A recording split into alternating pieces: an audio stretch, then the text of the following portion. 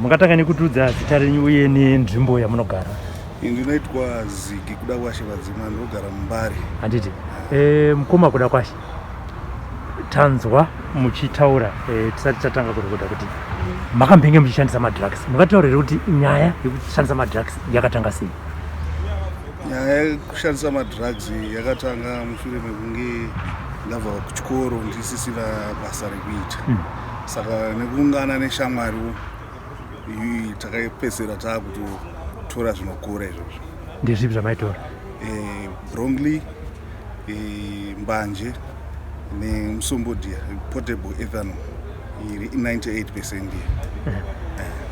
Akatanga kuti handi tinotora izvi. Tinokuudza kuti zvakatanga sei kuti muzoti izvinezvi ndato drug addict. Ishamwari here ndimi here makazvidhonza nyatsotsanangirawo zvakatanga sei? Shamwari. Takatera shamwari yaitorawo madrugs. Takatotanga kurova chese madrugs. Mainzwa sei pamairova madrugs?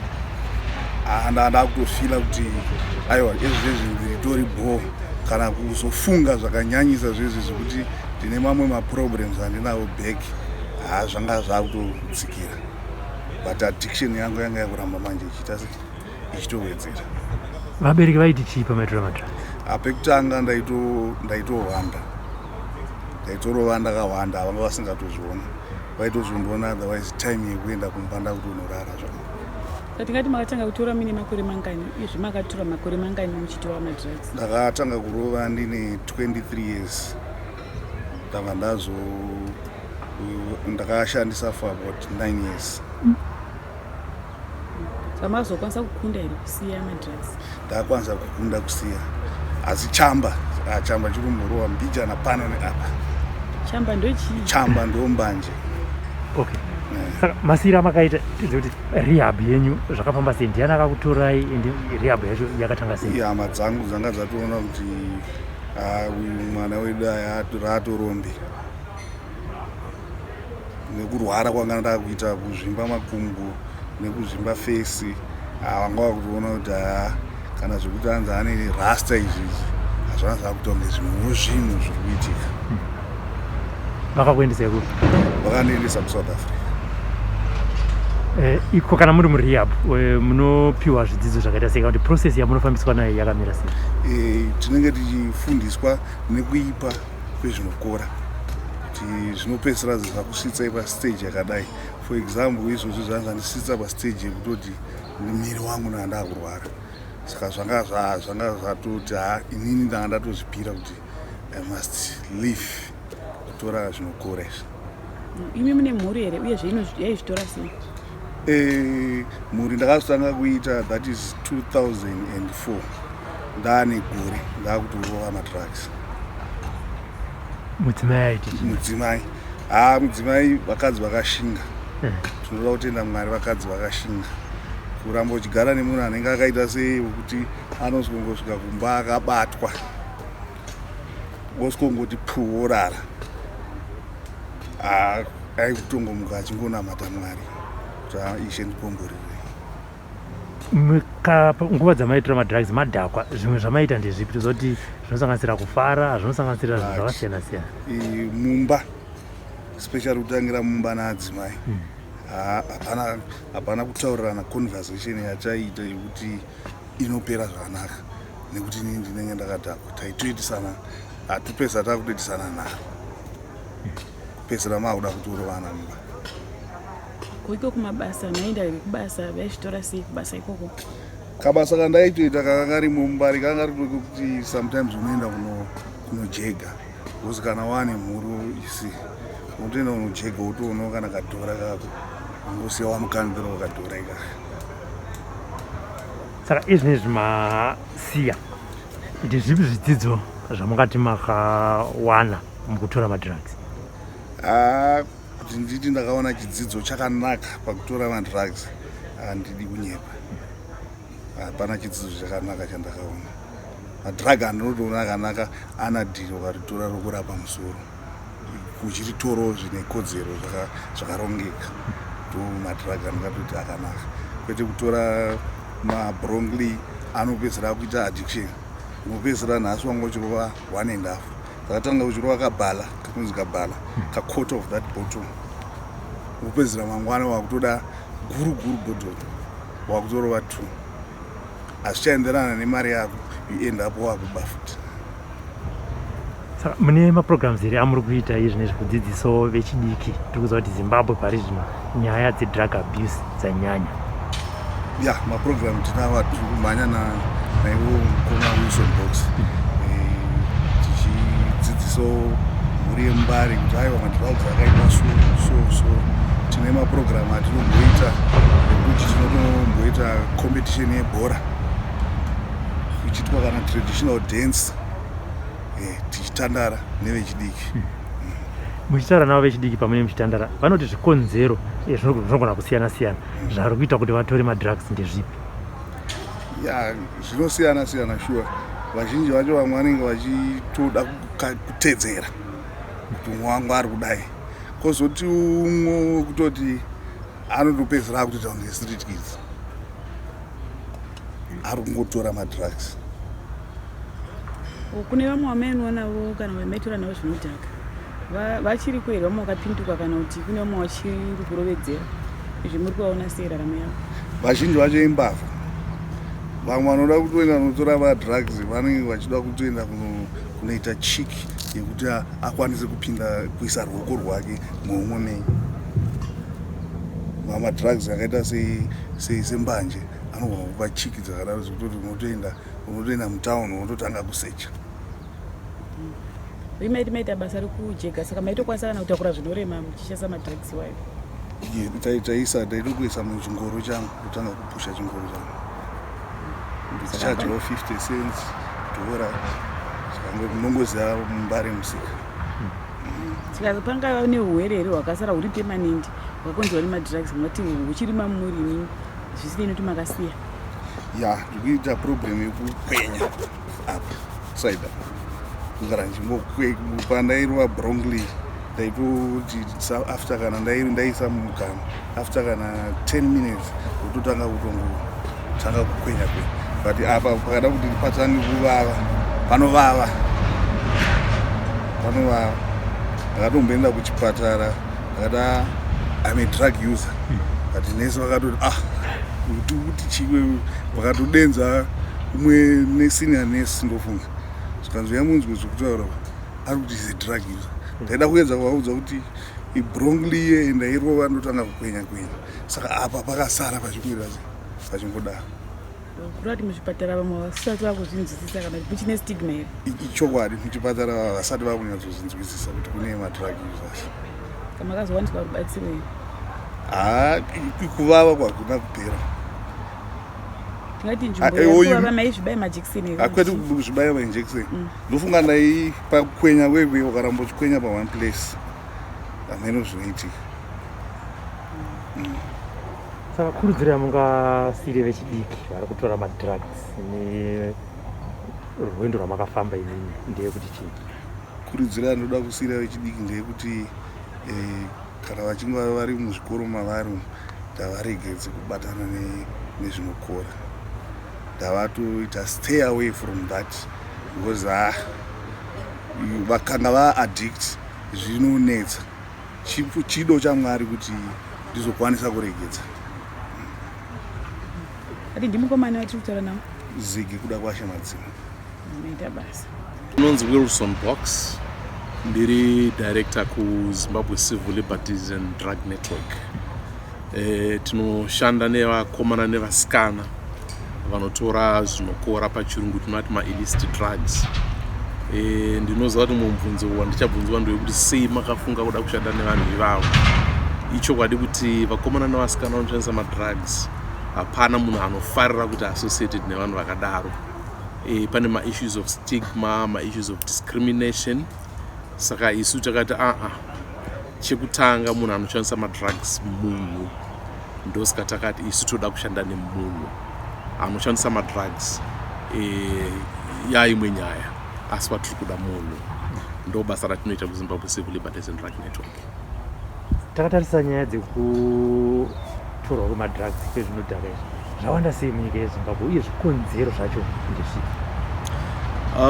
Kutaura chokwadi hakuna yatingatiyo an official population size estimate yakaitwa muZimbabwe kuti tine vanhu 1 million or 2 million vanoshandisa madrugs, asi umbowo huri paground nezvatinoona zvinotiratidza isu kuti kutorwa kwemadrugs anokora ma-illicit drugs kwakanyanya muZimbabwe, especially kuvana vechidiki.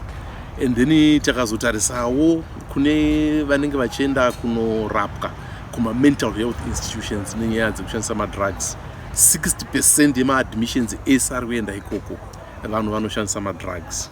And takaongororazve umbowo hwakapiwa nevakomana vekunarcotics drugs muZimbabwe, vanoti 30% yevana vechidiki vemuno muZimbabwe vari kushandisa drug iro rinonzi iro crystal meth kana kuti dombo kana kuti guka makafela. Saka ndo umbowo hwatinahwo ihwo kuti izvo kutorwa kwemadrugs kwakanyanya munyika, although kusati kwane official statistics research yakanyatsoitwa nenyika yedu kuti tibude ne-correct number. Vana vari kutora madrugs vanobva kumhuri dzakabudirira kana kuti kumhuri dzinoshaya? Vakasangana, nekuti mhando dzemadrugs ari kutorwa, for example chinhu chakaita sebron clear, chinhu chinowanzotorwa kuma-location kwatinogara kuna naHighfields, Budiriro, Glenview, Dzevarasekwa nanaMufakos. Takazotarisawo madrugs ari kutorwa kumusoro kwakaita sona naMandara, Borodale, tirikuona kuti vazhinji vari kutora iyo inonziyo cocaine pachirungu. And vamwe vacho vanenge vachitora mamwewo madrugs akaita se-ecstasy, madrugs anowanikwa mumapati. And vana vedu kumarokesheni vazhinji vacho havakwanisi kunge vachiawana nekuti anodhura. And then crystal meth imwezve rimwe drug riri kushandiswa kumalocations nekuti rinowanikwa pese pese munyika medu. Mungave mumba munhu anogona kutora bulb otopwanya and then powder inenge iri mukati vakutopisa vakutoita se vakutosvuta. Saka madrugs ari kutorwa kwese, asi mhando yemadrugs acho ndo yakasiyana zvichidependa neprice yedrug. Ana cocaine vanodhura, vari kuwanikwa kuma-low density suburbs. Ana musombodhiya vedu, ana crystal meth, guka, dombo vari kuwanikwa kumarokesheni kwedu uko.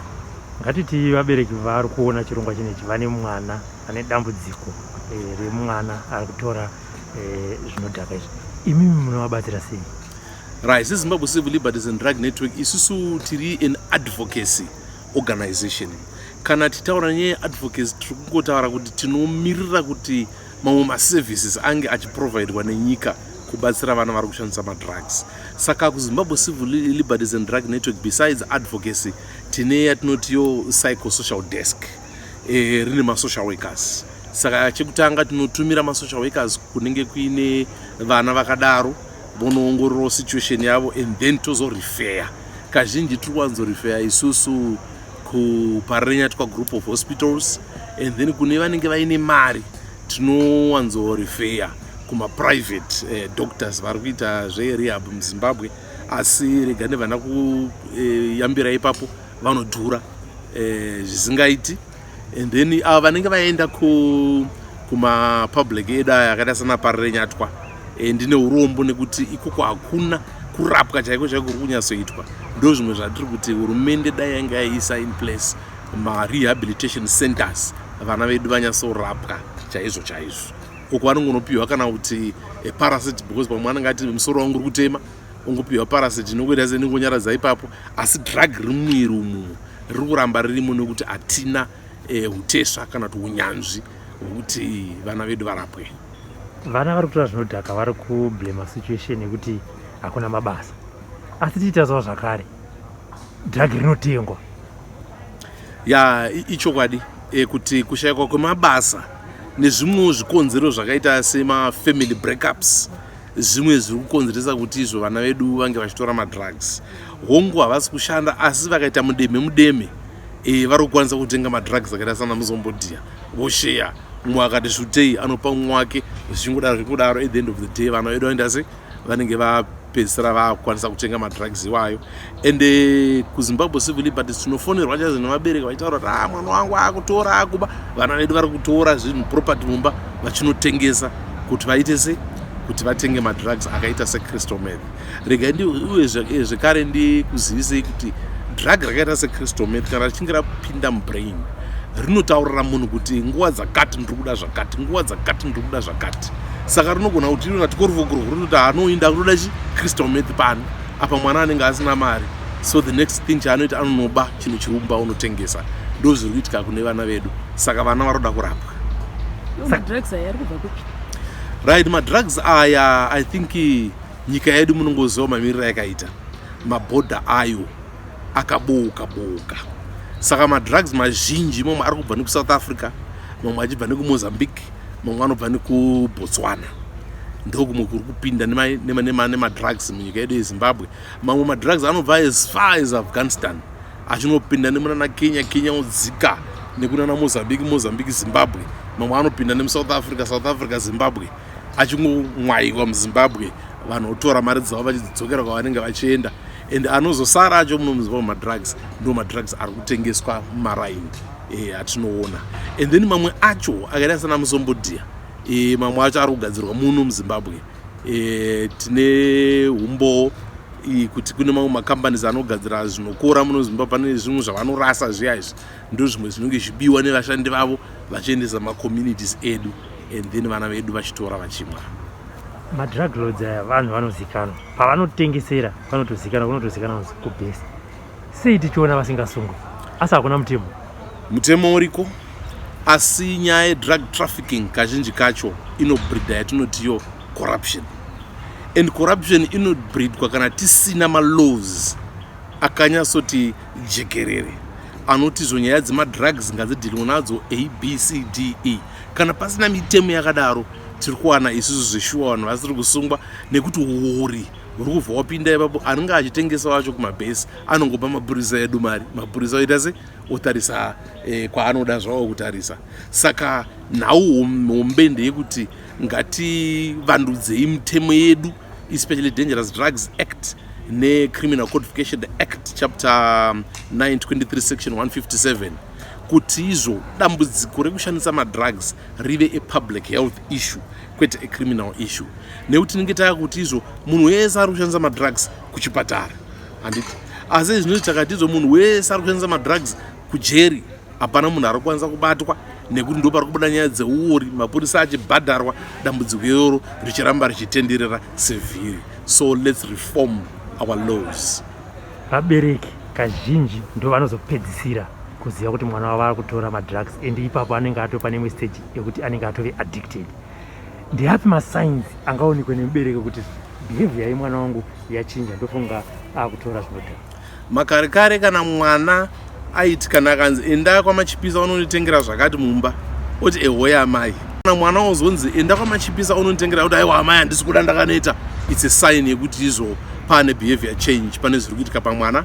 Kana mwana aiti achienda kuchikoro oporisha bhutsi dzake zvakanaka achibuda akanyatsotsvinda, asi iye zvino akwanwa akuenda kuchikoro bhutsi dzakashenuruka, masokisi aine tsvina, it's a sign yekuti pane zviri kuitika.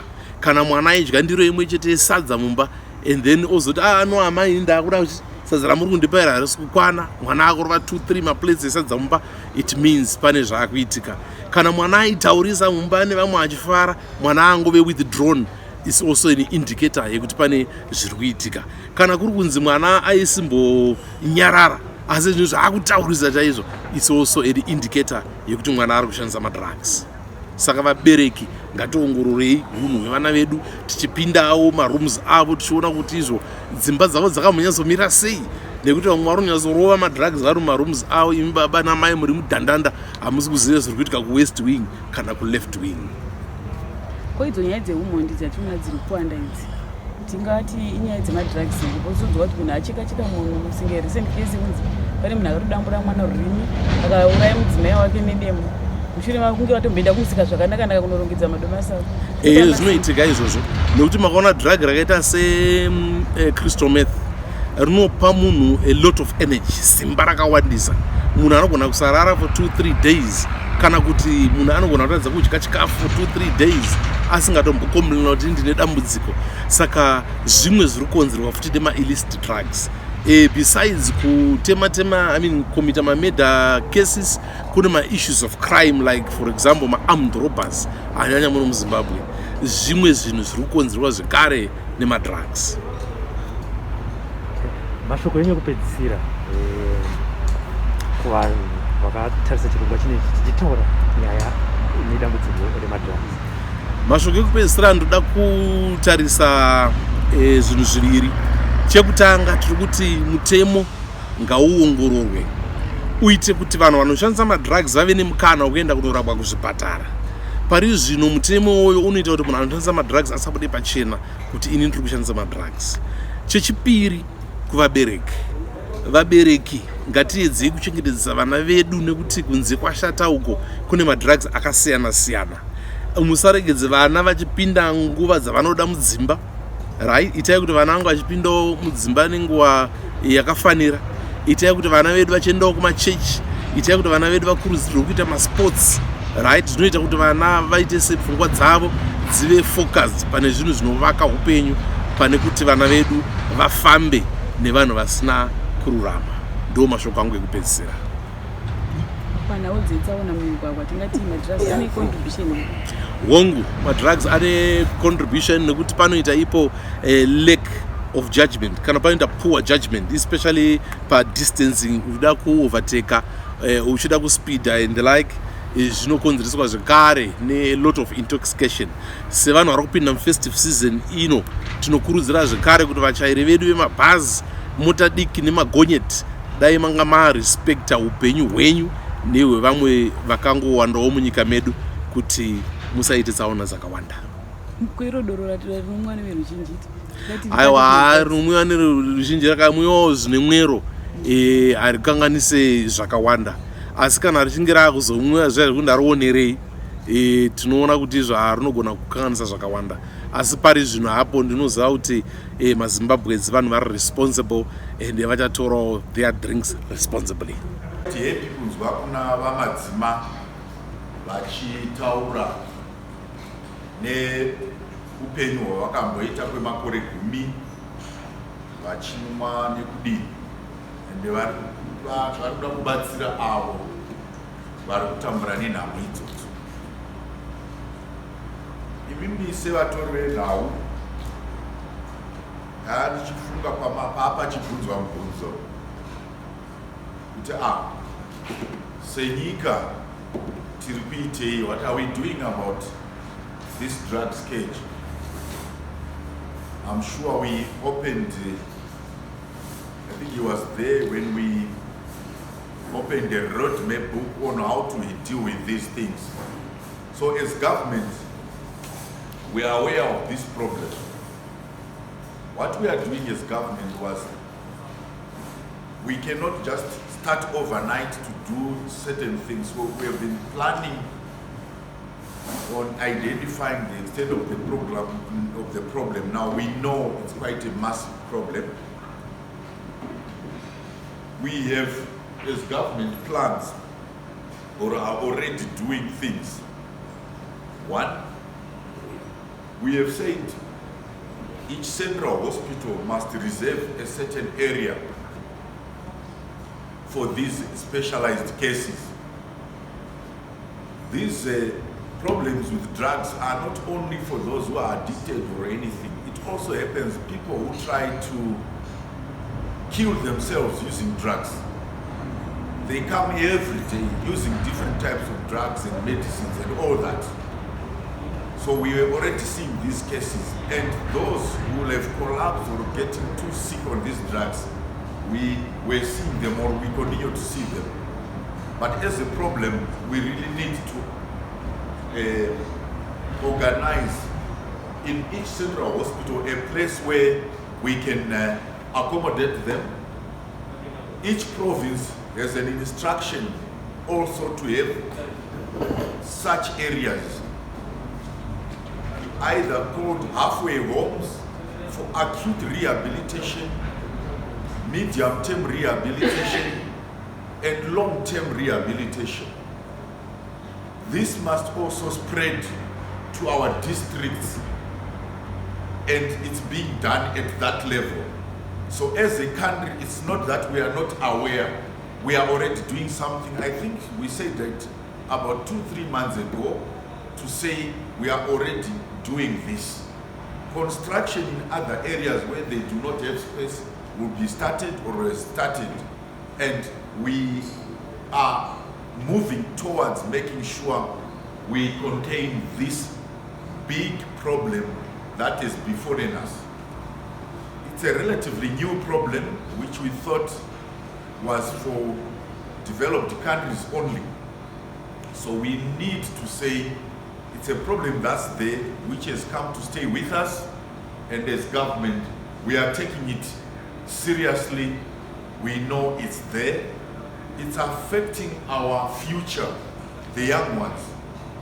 We also hear it's even in schools, as low as Form 3, Form 2 kids are going for it. So we are quite aware of this problem. So we are also in the process of making sure we train personnel who will be looking after these people, and we need to be well organized. And I'll touch on his bronco, which he said when you want to go to the toilet, it's very difficult. Bronco contains something called codeine. So this codeine is a narcotic. It causes massive constipation. So it's not a surprise that when you take a lot of it, you fail to go to the toilet. So it's one of the side effects of codeine. That's why you find that if you take a lot of codamol, you can't go to the toilet even when you are having it for a headache. So codeine phosphate or codeine is the interesting or the exciting thing that they take, that they like. Musombodia, which he said is an alcohol, did he say it made it distillers, what, half this, which is about 90-something%. Really, swelling of the abdomen and legs, it's because the liver is going. The liver is supposed to balance protein and sugars in the body. So if it's badly damaged by alcohol, you find that your legs start swelling because there is no absorption of extravascular fluids into the circulation. So these swellings are quite common.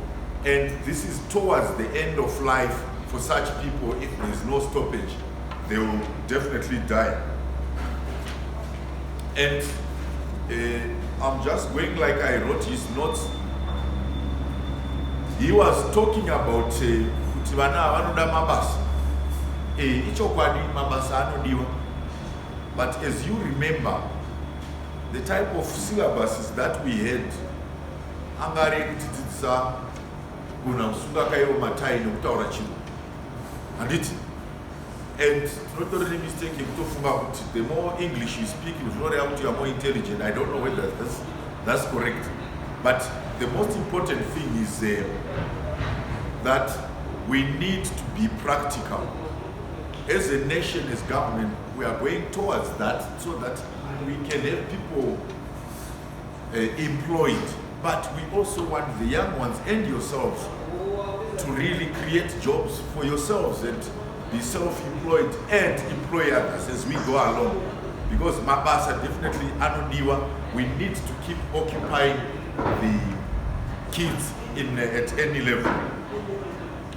I've talked about the treatment facilities. Already, any hospital, if someone is very sick, can be admitted in any hospital, please. Apana reason yekuti kana mwana arwara or akadhakwa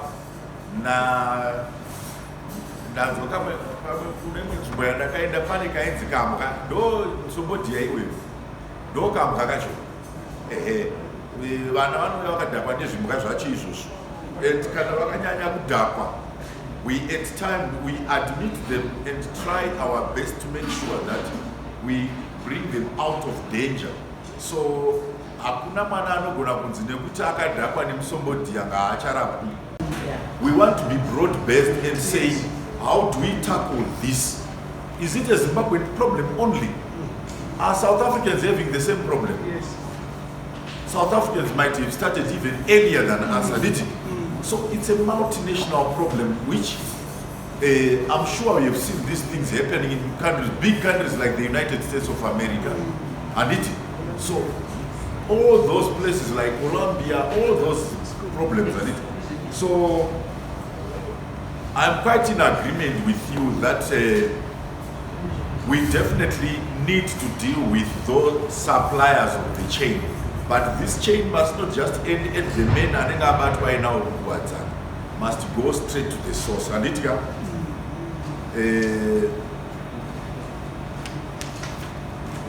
we have discussed already my rehabilitation centers, and my rehabilitation centers, I said, will vary from medium, immediate, intermediate, up to long term. Are we together? Yes. And on top of that, I must tell you that drug abusers are really sick. The problem that happens when someone gets addicted to a drug is that their bodily function changes. If a hormone which was helping him do things which was being suppressed by the drug he's taking will almost go away, and that drug now helps him function properly. And munoona vanobvunda so handiti vamwe vacho vanenge vaine addiction say to alcohol, when he takes his alcohol the shivering goes away. It's because my hormones that were doing the job of stopping the shivering are no longer there. So why they need long-term treatment is that slowly he built up this drug to take over his body use. We also need to take a long time to do step-down treatment until his body starts functioning normally. So it's not an easy thing that you say, Zororo, stop taking cocaine and he will stop. In actual fact, if you stop him suddenly, you might actually kill him. Because remember, his body is now dependent on the cocaine for his normal function of the day. Are we together? So when you see these guys, it's not a matter of just saying stop it and you stop, or lock him up in a house, you will find him dead most probably, or a hair. Are we together? So the drugs are a real problem. These guys are really sick. They need proper treatment. And as government, we know there are medicines that can be used to counteract some of the drugs which are already in the country. So for those who are nema problems, if you approach doctors, most doctors I'm sure are aware of some of the medicines. If they are not, they will definitely refer you to those who know. Okay? So it's important for you to realize that it's a serious problem which as society and yourselves as journalists need to understand that a drug abuser, what you call them, whatever, is in real trouble. And it's now beyond their control. Are we together? And it says, smart politicians, we know you like us so much that you write a lot of things about us, especially bad ones, and it. But what I'm trying to get at my drugs, as well as generally, is that let's think about these kids. How do we protect? Because if you take us as doctors, we have a way of behaving.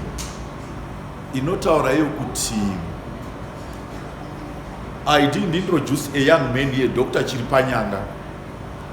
He's a medical practitioner, but very interested in journalism.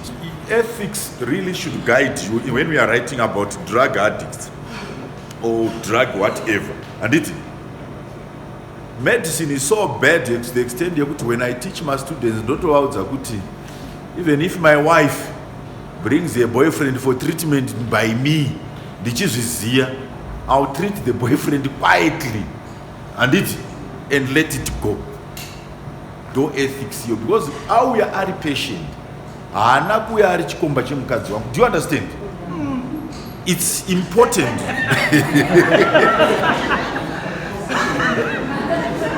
Yeah. Saka, I want us to, I'm just trying to say, you know why I'm concentrating on drugs? Because it's a serious issue in our society.